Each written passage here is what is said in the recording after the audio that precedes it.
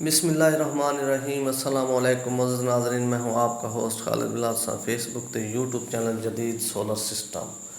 उम्मीद करना कि सारे दोस्त खैरियत नाल होसन ते कुछ सिस्टम दे थोड़ा रेट भी अपडेट करने क्योंकि आटा चक्की दे और छाने दे ते इस टाइम जो सैटअप इंस्टॉल किए इनकी मुकम्मल डिटेल शेयर करने कितनी दे ते कास्ट आई है ते कितनी ही एवरेज है सैट दी। तो ये 620 वाट क्राउन दियाँ प्लेटां 18 ते L2 दे इहदे असां फ्रेम लाए जेह्दे इहदे ते 2 प्लेटां एडजस्ट थी वेंदियां। तो 4 फुट का इहदे ते छाना इंस्टॉल किए। छाने दे उत्ते जिहड़ी मोटर लई 2 हॉर्स पावर दी है। तो इस टाइम जिहड़ी छाने की पोजीशन है रेट दी वही भी 75,000 रुपये और 22,000 की इसकी मोटर है 2 हॉर्स पावर की। तो बाकी जी VFD है पई वो असां ओरिजिनल चाइना की इनवेट कंपनी की लाई 1822 की। उनका जोड़ा रेट है इस टाइम मार्केट का वह पे 70,000 रुपये। और बाकी है मोटर से टैको कंपनी ने इंस्टॉल की है 15 HP की। तो वह भी इस टाइम मार्केट 1,05,000 रुपये की आनी पी है।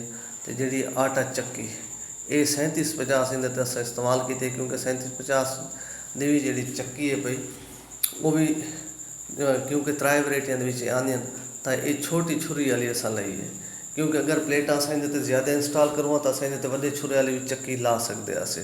क्योंकि अगर वड्डे छुरे वाली लेसो तो वो एक तो सोलर प्लेटां का यह होंगे कि जिवें 18 प्लेट हैं पियां उनते एवरेज वाला जिस टाइम मौसम खराब हो तो कम आती है। जो वड्डे छुरे वाली छोटे छुरे वाली की बेहतरीन एवरेज रह वेंदी है। अगर मौसम नॉर्मल भी रह वजे तो बेहतरीन एवरेज कढेंदी है। तो असां इहदा एवरेज का अंदाज़ा लाए 3750 की छोटी छुरी वाली चक्की ये यानी कि इस टाइम 3 माण ते 10 किलो 18 प्लेटां देते एवरेज दी है फी घंटा बेहतरीन मौसम के। तो नॉर्मल मौसम के या मौसम जिस टाइम बदल होंगे उस टाइम तो कम आसी लेकिन बेहतरीन मौसम साफ सुथरे मौसम के एवरेज आई है।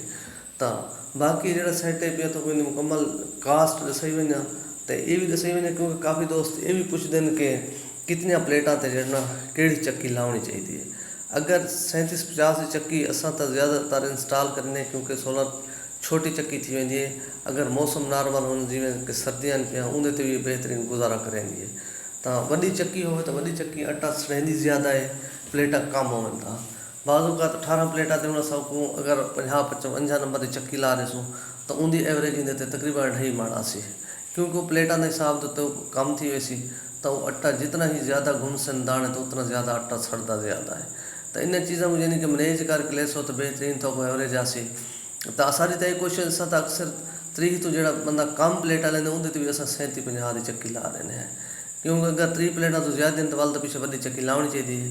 नहीं तो चक्कियाँ भी जी इस टाइम आते तो नवे मॉडल पे जो आते तकरीबन 5 इंच छाणी के आते पैन बाजू को 4 इंच के आती रहेगी। तो चक्की भी जो नवे इं गिनी चाहिए जैसे 5 इंच छाणी वाली चक्की गिनी चाहिए। बाकी ये बाज़ू का लोग प्लेटां जितना फ्रेम तो नहीं लेंदे तले प्लेटां पियों उनके भी काफ़ी हद तक एवरेज का फर्क पै वेंदे क्योंकि फ्रेम नाल काफ़ी हद तक रिजल्ट ज़्यादा आते।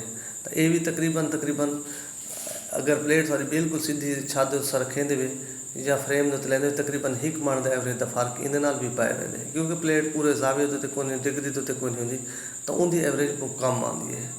तो हुण इहदे तो समझ जी कास्ट है ना इस सिस्टम के उत्ते तो वो कास्ट है ये 75,000 रुपये का छाना है पिया 1,05,000 की मोटर है पई और बाकी जी चक्की है पी 75,000 रुपये की है। इन्हें तो इलावा जी चक्की 45-50 नंबर की वो 85,000 की आनी पे और जी 50-55 की चक्की है वो 95,000 की है। और बई एक साइक्लोन वाली है वो है पई यानी टापा जिन्ना तले होंगे वो चक्की आनी पे इस टाइम मार्केट 1,10,000 रुपये की।